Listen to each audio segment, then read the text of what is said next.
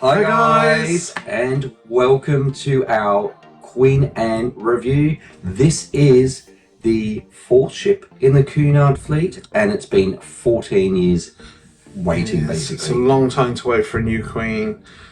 I just noticed something just now. We are the wrong way round. Should we flip this around and change this? I think we should, because this feels weird. People will be confused. You're normally this side and I'm that side. Okay.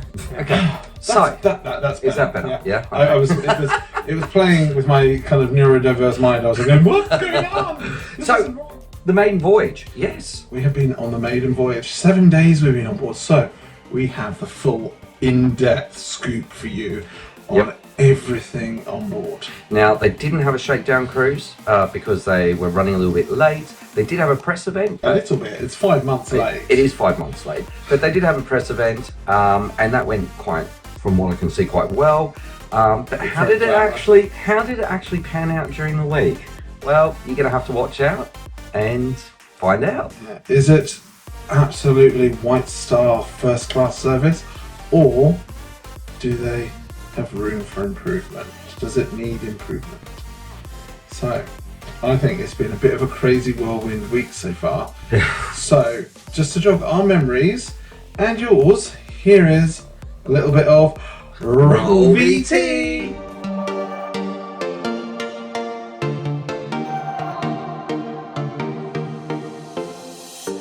We're moving through the night like we're from a different star, flying over streets and the broken hearts. But they can't even touch us, we found a different beat. Paradise is waiting and we bought the leaves. Ooh, getting caught in the mist, there's a minute that never get out of. They're feeding the fears and the doubts. Ooh, but we go and we run to the end and we run without shame. We own the game, and we ride on the flames till the morning light. Baby, 'cause we're dynamite. Ain't nobody gonna hold us down. Break all the rules, let them run and hide. Baby, 'cause we're dynamite. Gonna let the world know.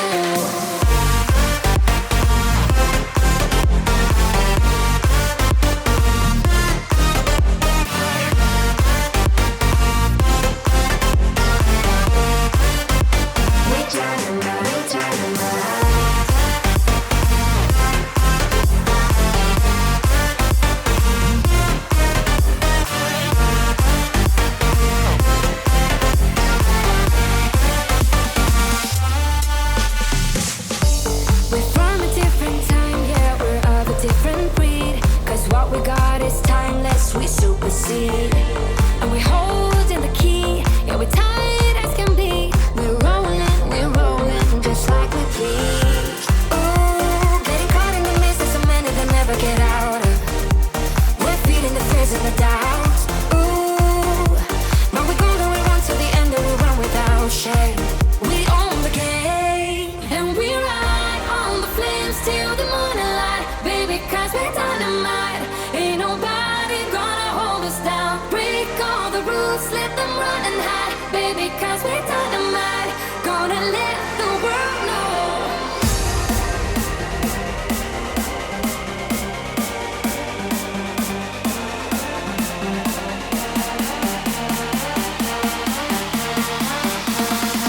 Gonna let the world know.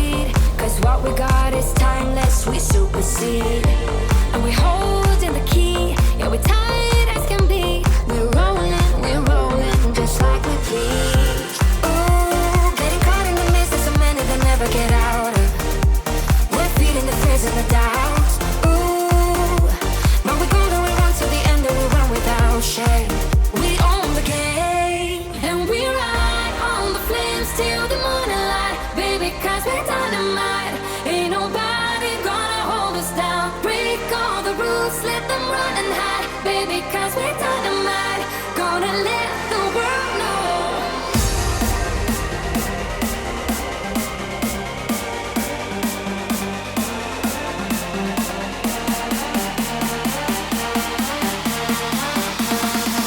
Gonna let the world know.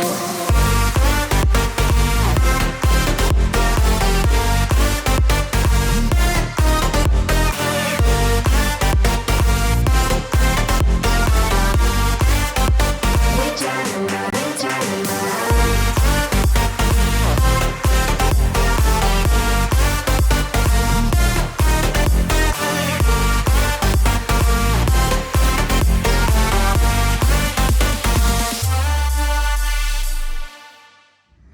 My dear late Papa, I am writing as we sail across the ocean, the dark, briny ocean,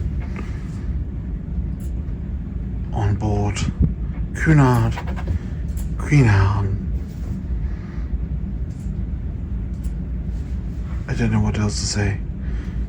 Yours sincerely, Archibald Archibald Theobald Theobald the Third, III, Cruise Boy. Cruise Boy.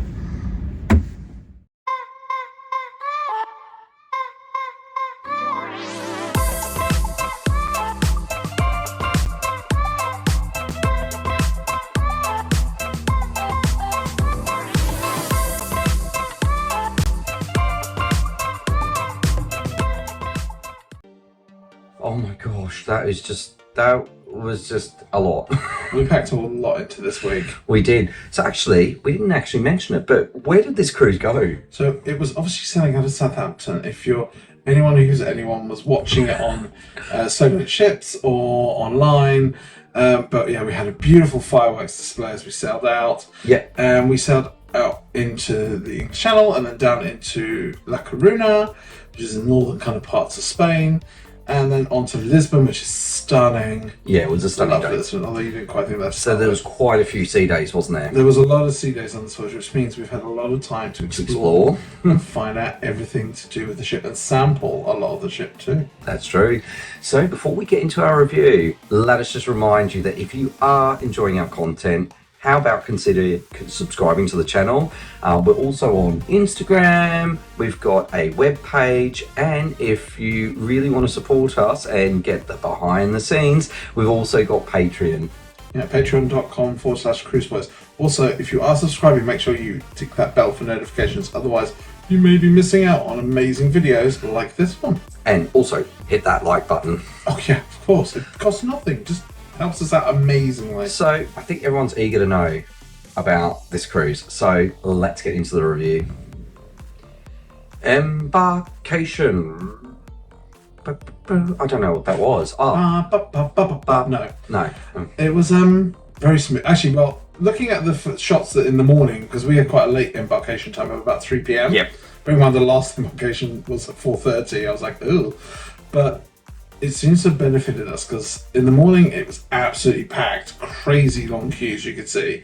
And then by 3 p.m. we just walked straight through pretty much. Well, Yeah, just do all the pretty usual the checks. usual checks. But yeah. actually, it was within less than 10 minutes. The usual sort of Yeah. 10 minutes, and we were on board. The weird thing was though, because a lot of and some of the cruise lines are doing this still, but they wanted us to take our paper ticket on board, and so it just felt a bit weird, wasn't it? Just walking up on with a paper ticket and going beep beep, and then going to the muster drill so they could scan you like a piece of paper. It's quite a common thing.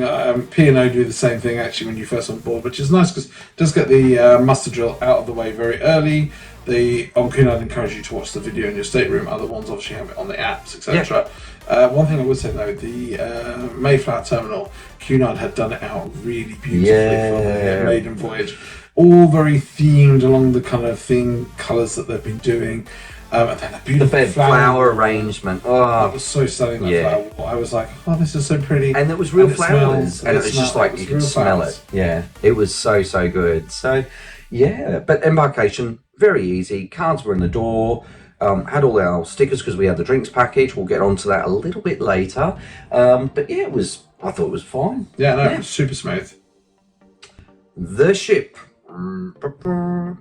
It's the bow. Okay. I'll just do the horn. Because we've heard that a lot this cruise. Not because of fog, just they like just playing the horn. It's kind of funny because as it runs out of the gas, you kind of hear. Yes, the ship. She is stunningly beautifully decorated. The interior decoration is bang on, up to date. It has maybe lost a little bit of the Cunard charm. Yeah. I think, and the one thing I would say is the atrium is a bit of a non-atrium space. I don't know, it definitely doesn't have the grandeur of some of the other ships in the line. Especially when you think the same kind of ship frame is Queen Elizabeth, Queen Victoria, and you've got those beautiful double wood staircases. There's a lot of less wood. I suppose they're just modernising it as well. Yeah. But it does feel a bit maybe more modern, and certainly they're trying to make that step, I think, to bring in a younger generation into Cunard cruising. Whilst also retaining their Trying to keep faithful. loyal customers. One room that was really interesting was the Queen's room, and that has really lost the essence of the Queen's room. I think the design is not the greatest design, is it? You know, and having been just on Hal recently, and Neustadt where they have BB Kings, which is effectively the same space. Yeah. It works a lot more better just in the format that they've got. They've got less of an overhang on Holland America Line, whereas here there's a big overhang, which kind of leads to rather interesting moments of the entertainment, where they try and make the entertainment go up to the higher level, which is great, but then the lower level can't actually see anything. Yeah. Which is kind of like, okay, this is a bit pointless now. Yeah. So they've definitely got some bugs to work out on how they run that space. Although listening to the big band in there was fantastic. Was great. Though. So there's those hints of the Cunard, you know. Some of the other... the ballroom dancing. And the ballroom, still, we'll get on to it. The ballroom dancing is still there and it's still beautiful. We'll get on to that in a moment. Yeah. So the restaurant as well. So we went to the Britannia Grill. And the restaurant. The restaurant, yes. Not the grill. No, the Britannia restaurant. Sorry. We're not we would like to be. Princess Grill. But it's also lost a bit of the essence of the grandeur of Cunard dining rooms. It's a little bit too lovely, Tristan, but a bit too I don't think it has. I think what they're trying to do with this ship is capture a lot of the kind of the curves and stuff that were in QE2 a lot into this one, and therefore there's that kind of 70s brought up to a more modern feel vibe there. So yeah, okay, it's not the old grandeur of some of the ships, but I kind of dig the slightly newer feel and vibe definitely across the ship. I think it's a nice feel of a ship. It's just certain bits don't flow particularly well for me. So certainly on some of the other decks, like on deck 3, is it deck 3? Chart room. Oh, the chart room. The chart room on many of the ships is really beautiful and outstanding. Here it kind of feels like it's a bit of a long corridor with segmented sections, I think, to try and make it feel a bit more intimate and private. But all it does is cut everyone off and makes it feel a bit like, am I still in the chart room bar? Yeah. Am I not in the chart room bar? And then they've got big open bits to the hallway, which just makes you feel like, well, I'm just sitting in the hallway.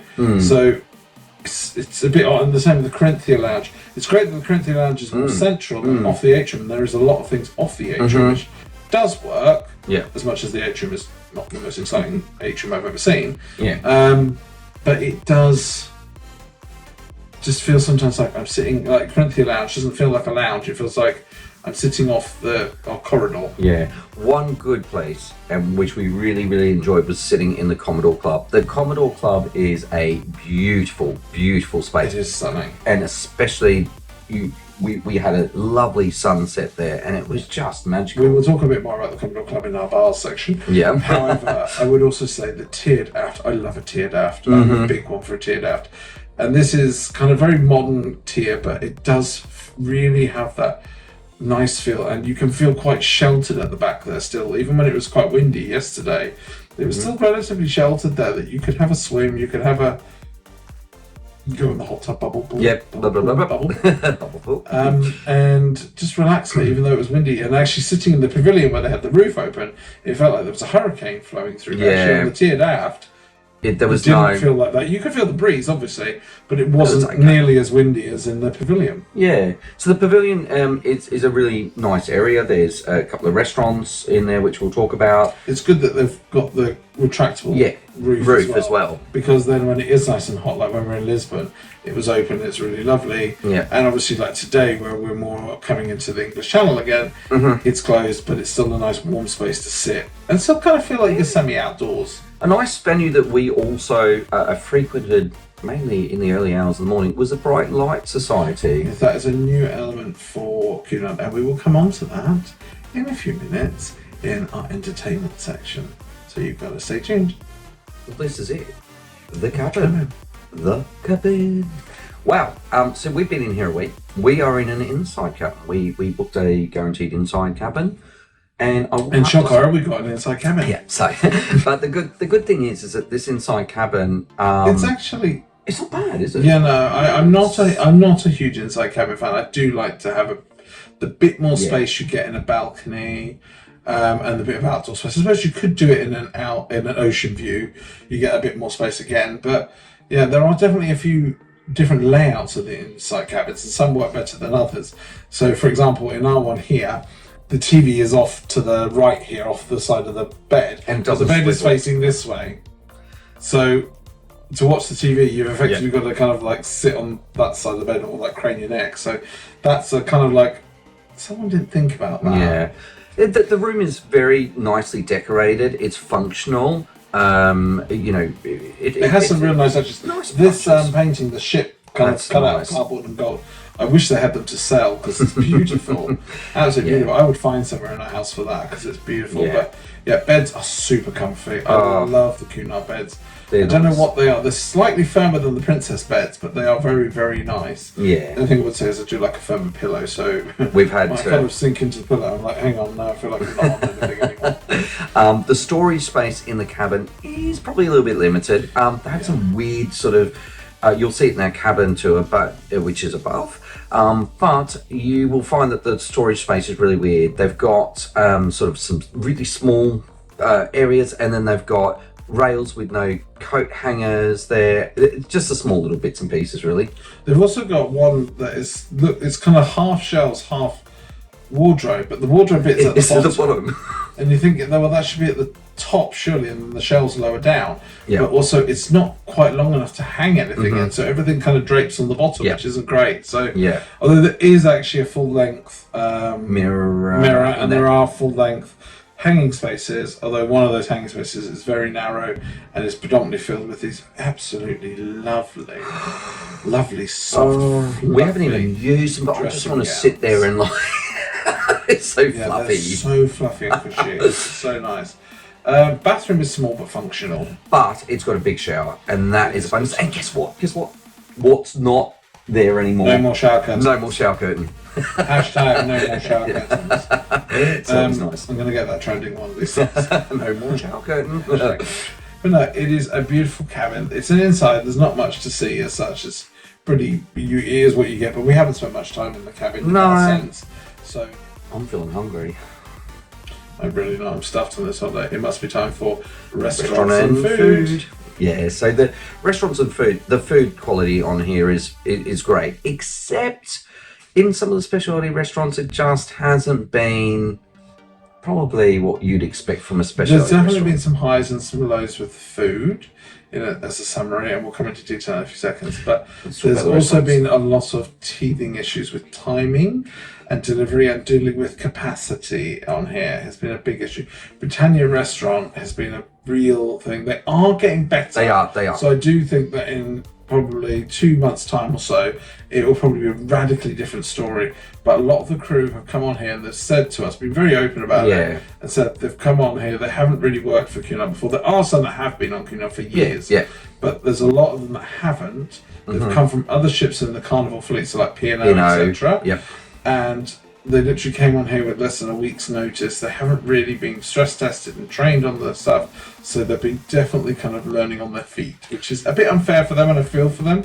Yeah. But it is what it is. Let's talk about the restaurant venues first, and then we'll talk about some of the experiences that we've had as well. Yeah, so Britannia Restaurant, as we said, is the main dining room for anyone in Britannia Place, unless you're in Britannia Club, where you have your own restaurant. And then there are, of course, the Princess Grills restaurant and the Queen's Grills restaurants. But we didn't get to go to this because we're not in there. So we're in lowly Britannia. Yes. So not even Britannia Club. But Britannia, it's a nice double-tiered space. Yeah. The menu changes each day. It's been pretty varied, pretty nice stuff, pretty standard British affair food-wise and stuff. I haven't seen my crepe Suzette yet, though, which I do love. So I'm like, some of the flair that they did on certainly QM2's Britannia restaurant is maybe a little bit missing at the minute. Yeah. But hopefully that will come with time, and they'll get back to that, because there have been some favourites. I've seen things like beef Wellington and things on the menu. So it's a good elevated experience, and our luncheon there was superb. And we're going to have breakfast tomorrow. So one experience. So we have to talk about the original experiences that we had with Britannia, because I'm going to be honest. For the first 2 days, I didn't think I was going to get fed. It was very difficult. There were long queues, even though we had an actual specific dining time. So we weren't on the freedom dining. They pretty much just said there was like half an hour wait to get in to see the maitre d'.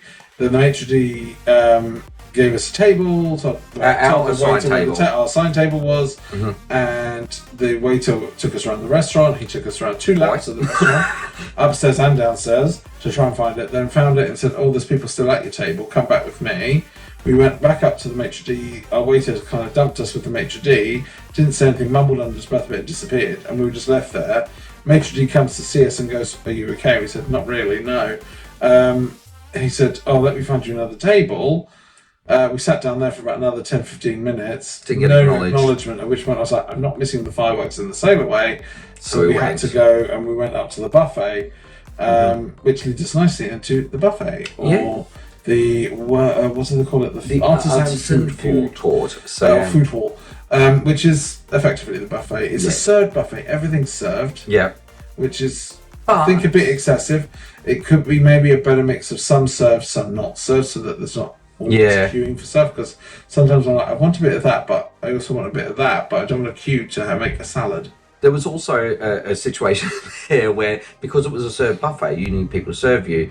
I stood at one station to get some beef. I had to wait 10 minutes because the person had walked away. And I'm like, even if I could see the food, I couldn't eat it. But the food quality in the included venues, including places like the Wellness Cafe, which is an included venue, which does breakfast, lunch and dinner, kind of healthy snacks in the pavilion pool area. It's very good. The pool grill was really good when it didn't try and burn the place down. Or it didn't take an hour to get a burger. Well, they have definitely sped They are speeding things up.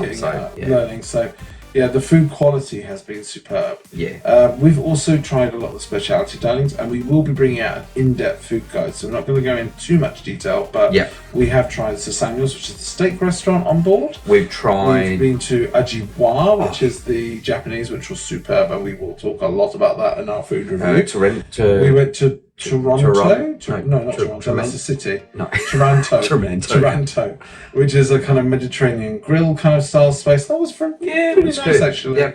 And certainly one of the cheaper options if you want to. We also went to Aranya, which is the Indian inspired. Which I'm really sorry to say was a bit of a disappointment. It was not the best Indian I've ever had. And I'm still trying to find any cruise line that can do a good Indian at sea. So if you know one, let us know in the comments below, because we're really struggling here. So with this Indian restaurant as well, I will be honest, with the dishes that were put in front of me, if I didn't know I was at an Indian restaurant, I would have to guess that it wasn't an Indian restaurant. I don't know. What they should do is take that dal, put it in the pub for Sunday lunch, and it's the best beef gravy you've ever had. But it was basically beef gravy, not a dal. Oh, that's another included venue. Actually, just thinking about the Golden Lion. So which we did go there. We've been there a couple of times actually, and lunch. Although the service was a bit chaotic and had issues, the food was good. The food was really good. It is predominantly included, although rather disappointingly, the burger that used to be included, now because it has Michel Roux Jr.'s name against it, you now pay extra for that or a cheese toasty. Which when I've seen people that have had them, look particularly impressive. So I'm like, I would stick with the free food of like the fish and chips or the ploughmans or the specials of the day, which are things like cottage pie, etc.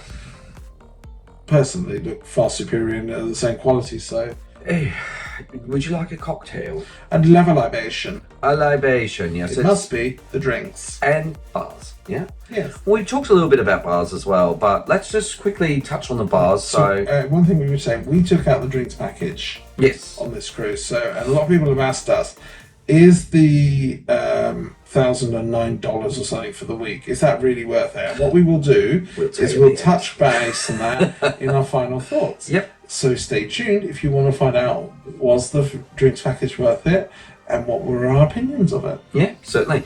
So let's start off with the Golden Lion. So the Golden Lion is the pub on all the ships. It's a pretty good venue, big venue. It does get very busy. So sometimes, especially when there's food offerings, I'd get in there quick because it does take a while. The late night kind of Irish duo band that I think they were the same ones I've got feeling they'll queue too. Yeah. And they were fantastic. They are really good to watch. And some of the acts in the evenings are just a lively, nice, relaxed venue that you can kind of chill in. It is also one of the venues that on an evening, even on gala nights and things, if you don't particularly want to dress up and be in your all fancy all together, yeah. All you together. can go there, and it is a more relaxed venue, so it's a good one to go to for a drink and a good bit of food. So some of the other venues we've already mentioned, there's out the back on the aft, there's the pavilion, there's there's bars. It's called there. The Pavilion pool bar. Yep, and you've got the one out the back on the tiered aft as well. That's the Pavilion.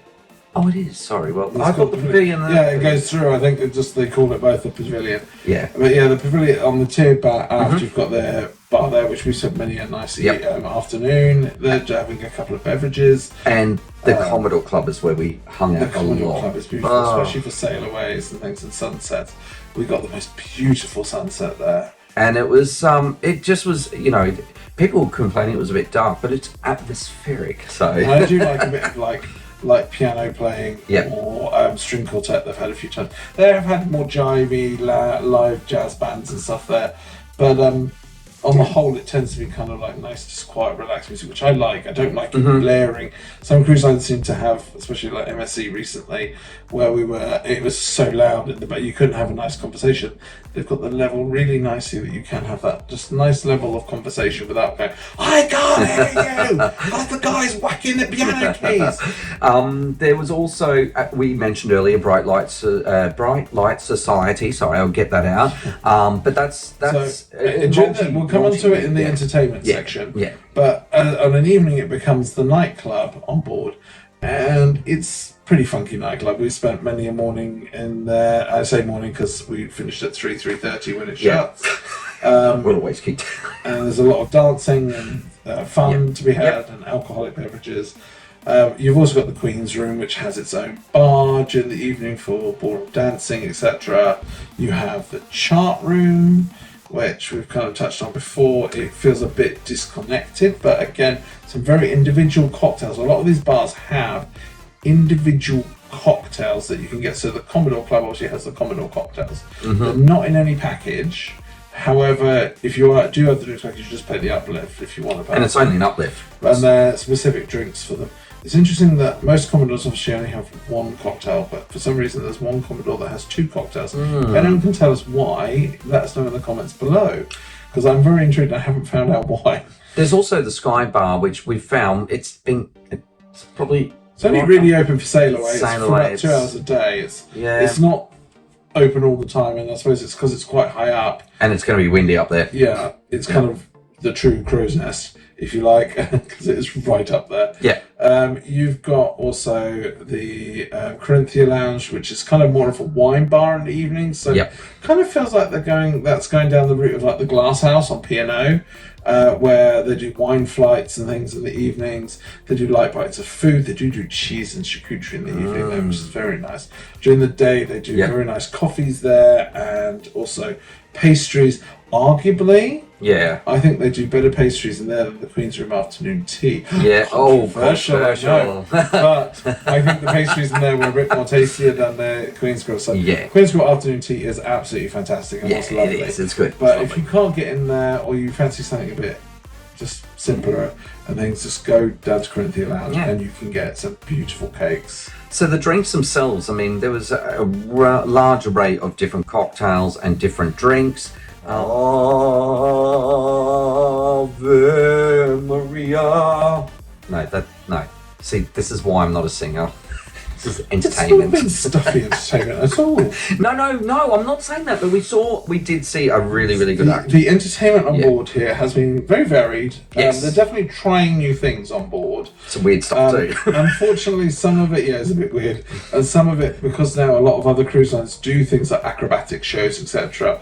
It's great that Cunard are trying it. Absolutely fantastic. However, Need to go further if they're going to do it. they need to push it and they need to hone it a little bit more, because there are lots of cruise lines out there now that really specialise in that style of show. And it's like, you're really going to have to push it if you're going to do that. So the acrobatics was done in the Queen's Room. So it looks like, they use the Queen's Room obviously for different multi-purposes and things like that. But yeah, it was good to watch last night. The theatre, although a lot of people have kind of bemoaned the theatre on this cruise, I think it's actually quite nice. I love it. It's a good functional space. The chairs are very comfortable and wide for those that are like myself and more rotund. You can actually fit comfortably in those seats.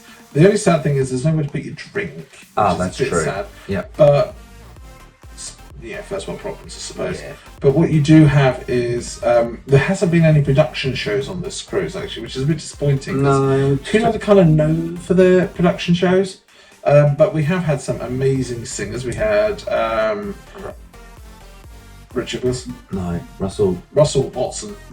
Sorry. Russell Watson. Yeah, he was amazing. Who was amazing as a tenor singer, and his show was fascinating. Good mix of humour And there as well as cheeky songs, chap from bit cheeky. Manchester.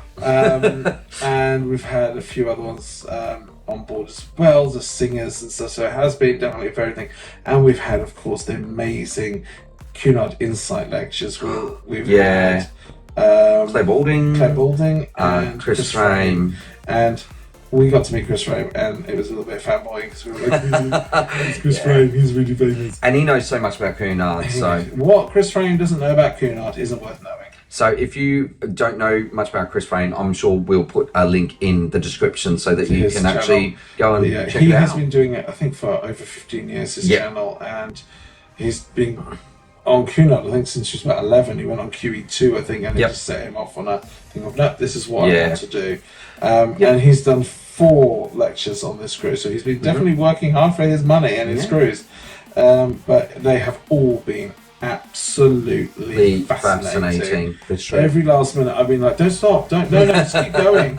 We can just keep listening, it's fine, just keep going, find out more. So some of the new sort of funky sort of weird stuff that we have experienced, especially on the tiered aft. So in the afternoon there's kind of like a stage, and we had a DJ playing like some like new tunes and a guy playing the sax. Now I thought, when I was quite away from it, it sounded okay, but it when I walked up to the bar, it just didn't gel, and it looked weird because you've got someone going like this, and then you've got someone like on a sax. You've got a saxophonist. You have a saxophonist scatting over the top of a DJ, which is kind of modern dance music. It's kind of weird. It just was weird. One thing that was not weird and was an absolute triumph on board, and we're not going to give too much away, but is in the Bright Light Society. We went to see Noir. Now, I think eventually they will have, 3 shows in total in there from the stage company. But Noir is a immersive, and it's an immersive. Yeah, there is audience participation, and it doesn't matter where you sit. So even if you sit, you are going to get involved. So there's no way to avoid it. If you don't like audience participation, steer clear. However, it is a bit of fun, and it's not the sort of cringy. No. It was done so well, so well. There's, as you said, there's going to be 3 shows. At the moment, it's free, but we're feeling that there might be a bit of a charge. A certain effect might happen, and they will start charging for it, because they do also try and push.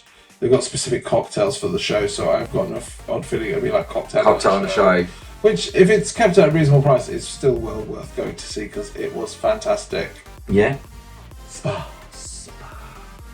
So we went to the thermal spa, didn't we? We went to Mariel Spa, as it's called. Mariel? Mariel, like Mariel's wedding. Mariel, no, Mariel Spa. Yeah. It's it's okay as a spa. Yeah. That's about the best you could say to Yeah, it. but it's fine. There's absolutely nothing everything. wrong with it. It has pretty much all the basics you'd want. It has saunas, it has steam rooms, it has the different shower experiences. Yeah. It has an ice room. It has a big hot tub, bubbly pool thing. And a foot hydrotherapy pool. and the foot thing that I hate. Yeah, tinnitus joys. Yeah. It has hot beds and things. It has a relaxation lounge. The only thing I would say, okay, we were spoiled with NCL Viva because that one is truly stunning. Yeah. But it's a bit pedestrian for spas go, and I think if you're on board, it's $59 each, which is a little bit rich, I think, for. But I think for the week it was only Yeah. 200 and something, so it was probably better to have it for the week. Probably, although I don't know if I'd actually use it for the whole week, because after 2 hours in the spa, I was like, I'm done here. I don't need to do any Yeah. more. It's very I don't know. compared to some of the spa. I mean, it's still better than Celebrity Spa. Let's be honest. No, we did notice in the spa. Now we Yeah, don't there are know some if big there's issues at the moment at the but we spa. don't know whether it's just finishing touches. But we did mention it to the staff. Yeah. So the doors around the sauna, Yep. sauna, have no seals on, which means constantly the sauna is losing heat, and therefore it doesn't really get hot. You sort of sit So in in order there, to get hot, you've got to kind of constantly pump water pump it up. onto it. But not just that. But I was sitting there and I was like, "Oh, I'm getting like a cold breeze here." And I looked across and there's like this gap, like of cold air coming. Yeah, through. right round the door, there's probably like a good half a centimetre That, gap, if not more. Actually, probably a centimetre. And that's like in the steam room as well. I think it's in Steam room, most of the rooms. Yeah, in pretty much all the rooms, it had this. Just looks like they missed the rubber seal off the door. Yeah. Off the glass door. And one thing that we also noticed that it's to do with probably the plumbing, and you might be able. Can we put a clip in that shows try. the noise? We'll try and put it in. It gurgles. You're sitting there, it's like modern music going on in the spa, which was nice. It wasn't like the ding ding. Yeah, I don't like the kind of usual spa music like. Ding, ding, ding, ding, ding. Yeah. So what we It was heard, modern music, which was nice. modern music, and then you heard this is all the time, and it was a bit disturbing. But anyway, It was really something. But yeah, no, the spa is perfectly serviceable, Yeah. perfectly nice, and very, very serviceable. Just not the most exciting of spas. no. So if you're not a huge fan of them, I wouldn't bother. But if you like a spa, by all means, it's just not going to feel hard done by. One space that was superb I know what you're going to say. is the fitness, studio. It was absolutely enormous. And so good. Spin classes. It was the spin classes, everything on board, all included. The one funny thing was the definitely on sea days, it was being heavily used as well. Yeah. So it was a heavily used gym space. So yeah, they do all the usual massages, etc. as well there. Yeah. Although they are quite on the pricey side. So Yeah. But most spas most are. ones are compared to that. So yeah.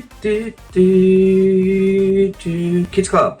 So, it's Cunard. Cunard don't do kids. Oh, they do. Cunard don't do kids. Do Oh, they? they do. And guess what? Very lucky kids that they get to come on Cunard. Let's be honest. And yeah, well, that's true. And despite what you think, they don't take like etiquette lessons and stuff in kids. That would actually be quite cool.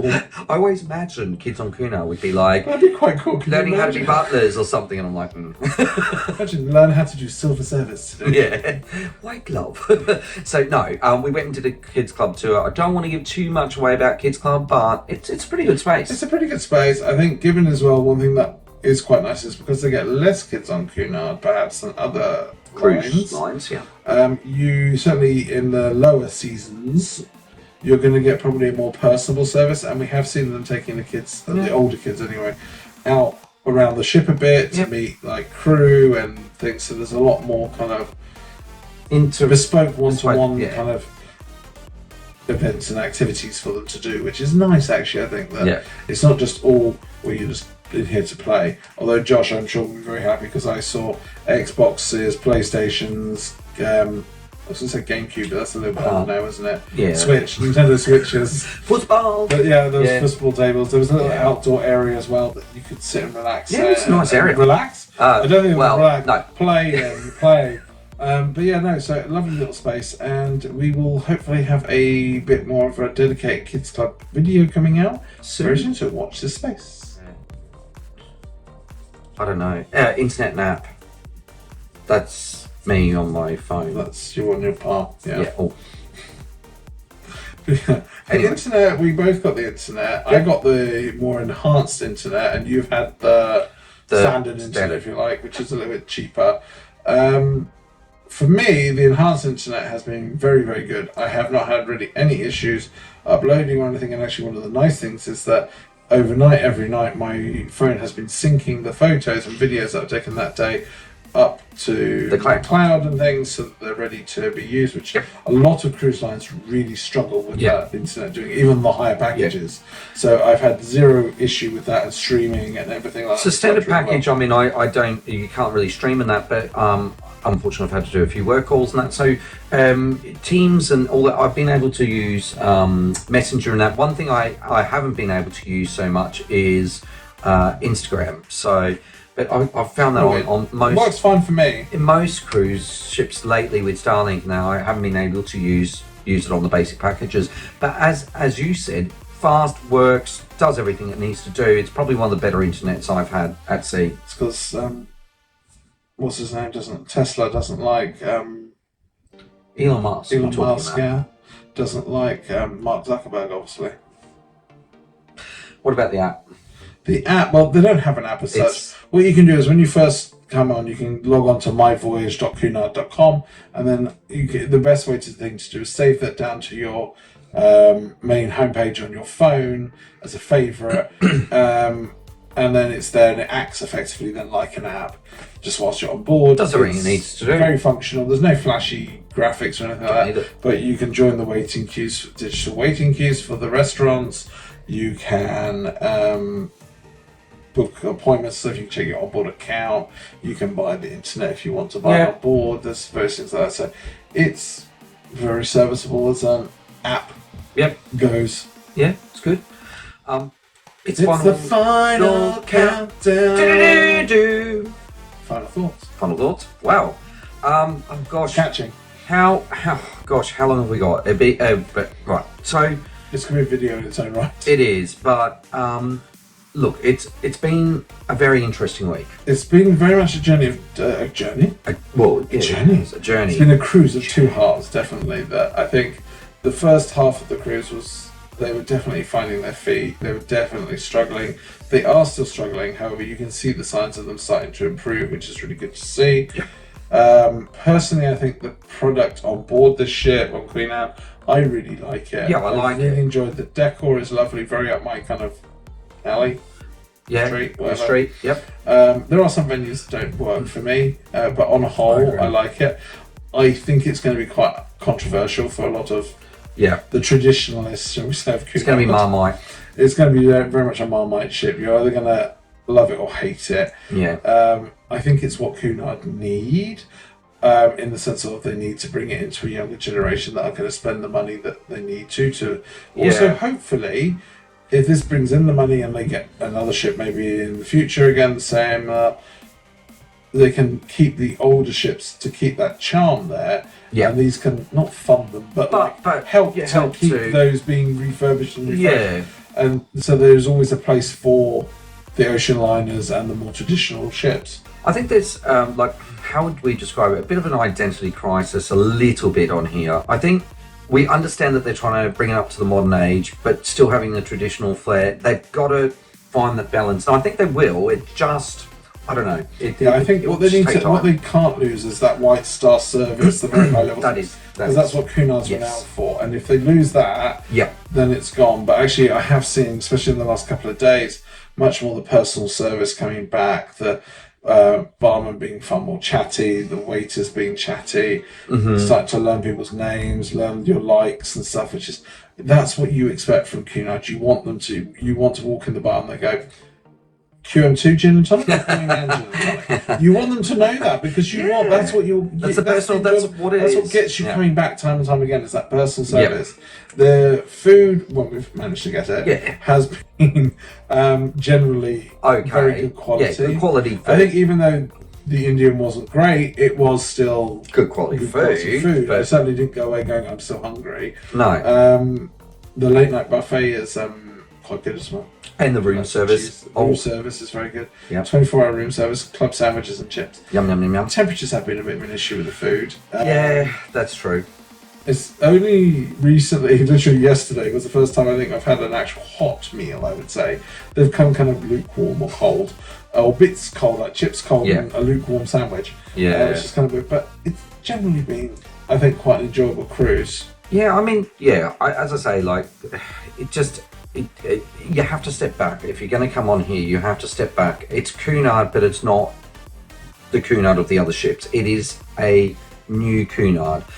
A new Cunard, but quite enjoyed it. I don't know. I think at first a lot of people were like, "This isn't really Cunard," but it is, but it's just a little bit different. Yeah, and certainly, if they could just maybe when it goes in for a dry dock at some point, just try and refurbish some of those spaces that would close off, like they've tried to like open up the bars into the corridors, but then it just feels like even more of a corridor, and everyone looks at you as personal. You so just actually, sort of and like some of the restaurants, so it's like Mm-hmm. actually just put some mirrors on there, or just put glass through them and just make it slightly frosted or something.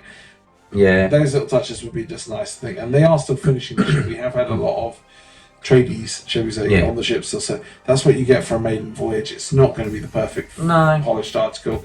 And one of the things we have actually said is probably in the future we won't be doing many maidens or inaugurals, whatever you want to call them. We will probably prefer to come on new ships maybe a couple of months into the cruise, so that it's had that time to bed in, so you do get the better service and the better experience and all the shows running and stuff, because we've been, as we said, missing shows, which is a bit of a shame.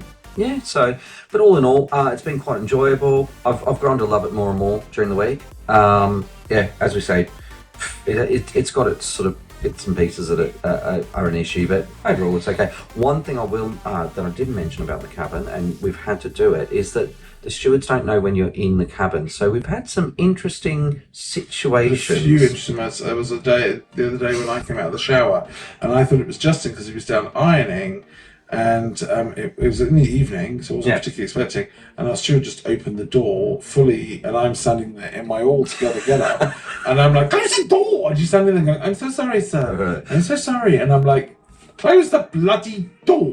That it's because they don't have any indications. The only indication is like this magnetic thing that says "make my room" or "do not disturb." So we've had to put the "do not disturb" on at the moment, just while we're doing a review. But he's come in already twice today, and he's desperate to come and clean our room. I know. So we should let him go and do it in a minute. But yeah, that's supposed to be a big important question is: would we come back on Cunard, and would we come back on Queen Anne? Well, wait before we get there, because there's one other thing that we did promise you about, and that is that we were going to talk about the drinks package. Yeah. Yes. So the drinks package is an interesting element because it's kind of split a lot of people. The prices seem initially very high, and people are like, it's $1,009, which is about £700. Yeah. So this is what we started to do. We started to break it down in our head. So we said, okay, so for two adults in the cabin, it's $1,009, which is about £700. Yeah. So it's just over £100 a day for the two of you, which means it's about £50 a day per person on a 7-night voyage. So I was like, okay, that's actually not too bad, which is one of the reasons that we initially did buy it. But then what we thought was we would come on and we'd keep a tally of our drinks, and we have not been going crazy or trying to drink our packages worth or anything like that. We've just been having coffees during the day, soft drinks, a couple of glasses of wine with dinner, a few cocktails, in the evening. Okay, some of our evenings have gone through to 3:30 in the morning, which probably has helped slightly. But overall, we actually we came to the point of breaking even on our spend. Yeah. I think just before Lisbon, so maybe day 4 or 5 of the cruise. Four of the cruise. I think it's about halfway through just over halfway through the cruise, we actually broke even on the package.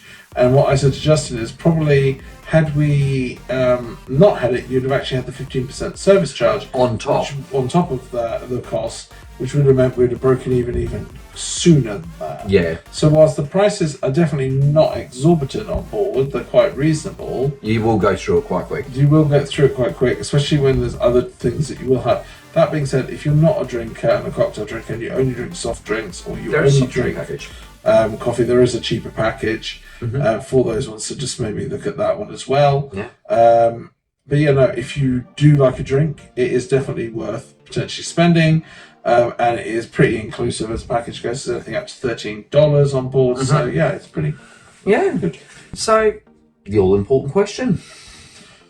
Would we come back to Cunard? And more importantly, would we cruise Queen Anne again? So I would say Cunard, yes. And you can tell everyone about... I think we would definitely cruise Cunard again. I think, we'd love to try some of the other queens as well, like Queen Elizabeth, Queen Victoria, because they're so well lauded by people. People do really like them. So I think we'll be looking out for a bargain cruise for one of those two at least. Yep. Queen Anne, well, we have actually booked a Queen Anne again. So that's what the answer to that one is yes. However, we've actually booked to come back in Princess Grills. We won't be letting you know exactly when yet, but we are booked to come on Princess Grills on Queen Anne to try out the grills experience because we've not tried it. We did look at the two, and Princess Grills for us seemed the better value for money. We don't than the Queen's Grill, just because on this ship especially they share the same lounge, just the two restaurants, and actually the Princess Grill's restaurant to us looks nicer and a bit bigger, a bit more space. And we don't need the butler service or the minibar. So we're quite happy with just having that. And Josh will finally be coming on board that one to also finally try Cunard. Oh, he's going to be spoiled. And then the grills experience is really good as well. Right, so that's our review. We have got so much content coming out. As we said, we've got a food guide, we've got kids tours, we've got vlogs. We got a lot, but we've got a lot of other cruises happening and a lot of things back happening. For less than a week, and we're on Aurora coming up. On P&O's Aurora, just to try out a much older Aurora ship, a P&O ship. And we've also got Viking Ocean coming up very soon. Exciting. And we're also going back to Virgin Voyages because we do like a little cheeky Virgin Voyages cruise. Yeah. And we've got so much more content coming up as well from other ships and cruises. And some press tours as well coming up. Yeah. So before we go, we just want to give a big shout out to our Patreons. Thank you for all your support, as we said. We've got our patrons get to see a lot of our pre-releases. They get postcards, they have Zoom calls, and they see all the crazy stuff that we get up. Things that we would not share. The crazy stuff. No. So if you want to do that, head over to patreon.com/cruiseboys, and you can join up for as little as I think it's about £2 a month or $2 a month. Yeah. Well, that's it. So let us know what you think, and we will see you soon. Very soon. Thanks, guys. Bye. Thanks for watching. Make sure you subscribe, ring the bell for notifications, like, comment, and share.